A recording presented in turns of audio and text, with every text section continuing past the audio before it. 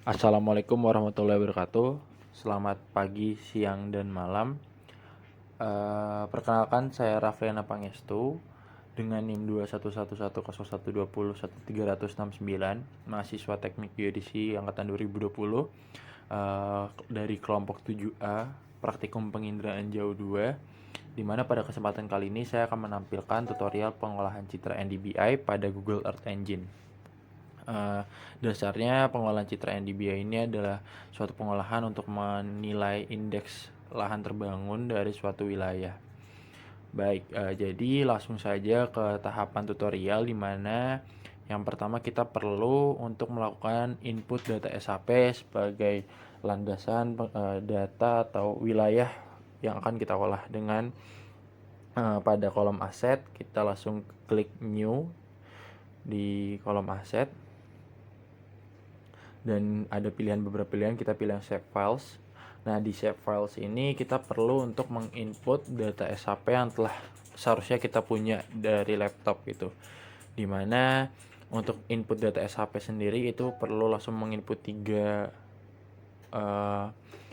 format data yang meliputi SHP, DBF, dan juga SHX. Cuman pada kesempatan kali ini saya sebenarnya sudah melakukan input data SHP kepada data asset di Google Engine saya, dimana ketika teman-teman sudah menampilkan itu akan muncul di Windows-nya dan teman-teman bisa langsung upload. Oke, langsung saja. Nah, ini adalah contohnya ketika teman-teman tadi sudah mengupload, maka akan muncul di legacy asset user teman-teman gitu, mengenai data SHP yang akan digunakan.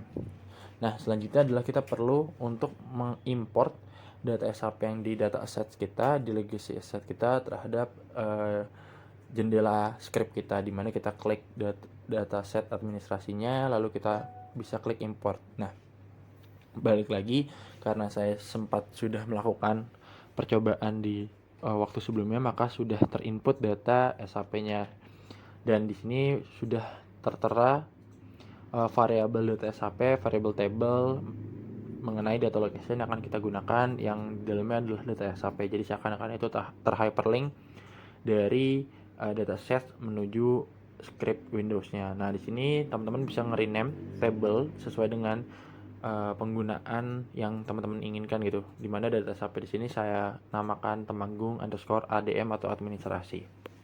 Nah, selanjutnya kita perlu untuk melakukan visualisasi data SHP yang telah kita miliki dengan input script map at layer, Temanggung administrasi atau rename dari data teman-teman, lalu juga ada script map center object, di mana kita perlu untuk melakukan visualisasi dan menuju terhadap layer tersebut. Dan di sini kembali saya ingatkan bahwa Temanggung administrasi ini berdasarkan variabel table yang teman-teman punya. Langsung di run, maka akan muncul proses loading mengenai layer data SHP dari teman-teman masing-masing. Oke, selanjutnya kita perlu juga untuk mengimport citra Landsat yang akan kita gunakan, dimana saya juga sudah ada script tersendiri mengenai pengolahan kali ini, dimana untuk mengimport citra Landsat kita menggunakan variabel Landsat 8, dan ini ada sedikit code yang teman-teman bisa cari di search engine-nya dari Google Earth Engine.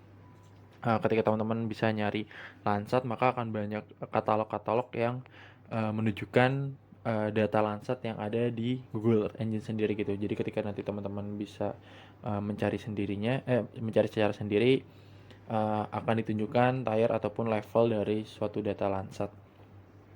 Dan di sini sudah saya input sesuai dengan kode yang ingin saya gunakan data Landsatnya. Nah, kita juga perlu untuk melakukan filterisasi citra Landsat yang akan kita gunakan berdasarkan wilayah dengan script tersebut, di mana variabel L8 Temanggung Landsat dengan script filter bounds untuk mengfilterisasi wilayah yang hanya kita olah gitu, di mana wilayah yang akan kita olah kita masukkan Temanggung administrasi, dan selanjutnya kita memfilterisasi Landsat citra yang akan kita gunakan berdasarkan waktu yang akan kita olah gitu.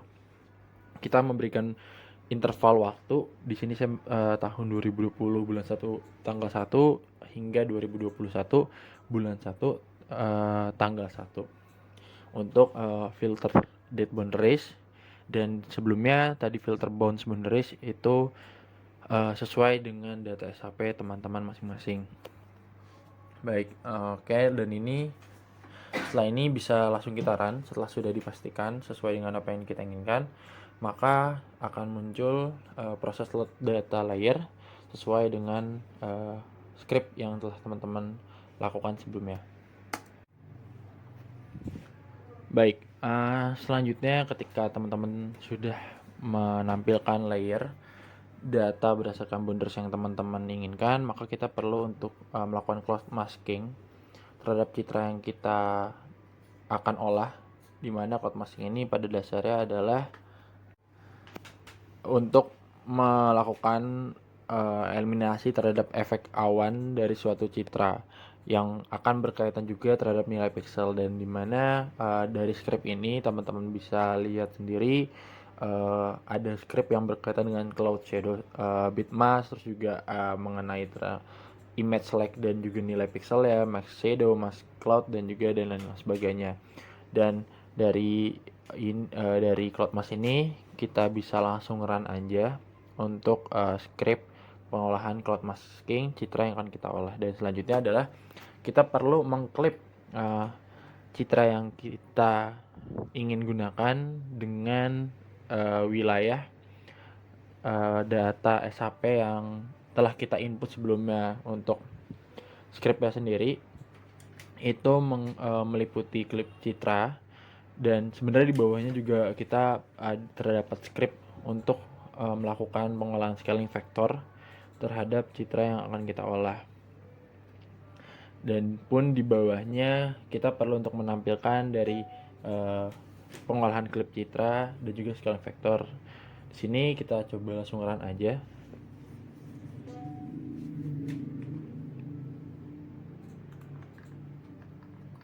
Baik, setelah kita run, maka akan muncul dua layer dari pengolahan sebelumnya, karena teman-teman sudah melakukan script map add layer dari pengolahan scale vector, clip citra, dan sebagainya. Dan selanjutnya adalah kita perlu untuk menampilkan citra yang akan kita olah ini, citra yang sudah di layar itu kita coba tampilkan true color-nya dengan script map add layer, dan coba kita langsung run aja. Nah, di sini teman-teman akan juga mungkin terdapat error di line tersebut, di baris tersebut, di mana image face param ini tidak terdefinisi. Nah, pendefinisian image face param itu dilakukan dengan mengimport layer kedua, yaitu layer yang map add layer sebelumnya yang L8 scale itu kita perlu import ke dalam jendela script yang telah kita lakukan sebelumnya. Nah, kalau kita scroll ke atas itu akan muncul nih variabel image face param, yaitu hasil import layer kedua, layer hasil pengolahan map add layer L8 scale. Nah, teman-teman bisa nge-hyperlink atau nge-substitusi image face param yang ada di bawah. Kita langsung copy paste aja. Setelah di copy paste, dia akan meng-hyperlink atau mensubstitusi data variabel image face param dari layer kedua yang teman-teman telah import gitu ya. Nah, maka selanjutnya kita bisa langsung nge-run dari display citra true color ini. Jadi akan muncul nih nambah satu layer lagi, layer yang akan menampilkan gitu ya true color dari layer yang telah kita olah beberapa pengolahan sebelumnya gitu. Nah, ini sebenarnya adalah citra true color, cuman fokus kita di sini adalah mengenai pengolahan dari NDBI-nya.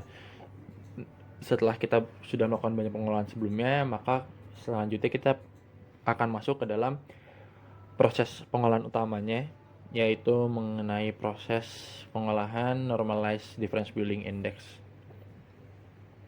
Dan di sini kita juga sudah punya scriptnya, di mana script ini menampilkan pengolahan dengan variabel Benir dan juga Swir, lalu pewarnaan yang akan kita bentuk juga berdasarkan nilai dari minimal dan maksimum dari NDBI. Dan teman-teman tadi saya sudah langsung run, dan akhirnya dapat divisualisasikan citra Temanggung ini dengan pengolahan NDBI dengan nilai minimalnya -1 dan maksimal 1, dengan pewarnaan lime green, yellow, dan red, dan juga tadi penggunaan variabel NIR dan juga SWIR yang mana itu adalah penggunaan band yang akan digunakan di NDBI. Di sini saya mencoba merentangkan nilai algoritma pengolahan NDBI menjadi thread 100%, dan ini hasilnya lebih detail, lebih bergradasi sesuai dengan algoritma NDBI sendiri. Baik, selanjutnya adalah menampilkan legenda. Kita akan mencoba menampilkan legenda dari pengolahan NDBI Citra Landsat di Temanggung ini, di mana ada beberapa variabel script yang perlu kita lakukan. Yang pertama adalah mengenai panel legenda itu sendiri. Terdapat variabel style, script style, dan juga posisi dari legenda yang akan kita letakkan gitu ya, di mana posisinya di sini kita menggunakan bottom left. Untuk title sendiri kita menggunakan title atau judul NDBI, variabelnya itu adalah NDBI. Untuk font size teman-teman bisa lihat itu adalah 14 pixel. Terus juga kita coba namakan kembali kelas NDBI pada titelnya. Untuk pewarnaan bisa kita sesuaikan dengan pewarnaan di atas. Lalu ada variable color, variable description, terus juga mengenai variabel atau script pengembalian atau untuk input legenda itu sendiri. Nah, setelah sudah kita cek, kita sesuaikan dari variabel-variabel tersebut, kita map at panel, lalu bisa langsung kita run saja.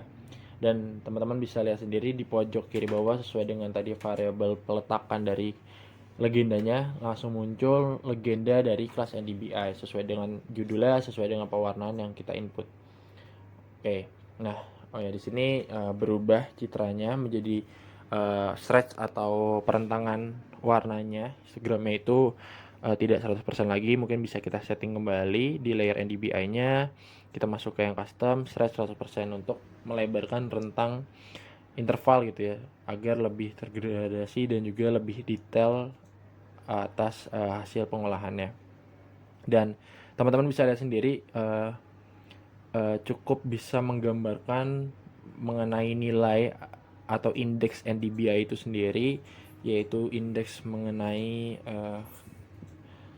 kepadatan atau indeks dari lahan terbangun pada suatu wilayah gitu, dimana mostly dari wilayah Temanggung ini didominasi warna merah, jingga dan juga kuning, yang mana itu mengindikasikan bahwa cukup banyak lahan yang sudah terbangun, entah rapat, jarang ataupun sedang gitu. Hanya beberapa titik yang belum terbangun. Mungkin sekian pengolahan NDBI dari saya, kurang lebihnya mohon maaf. Wassalamualaikum warahmatullahi wabarakatuh.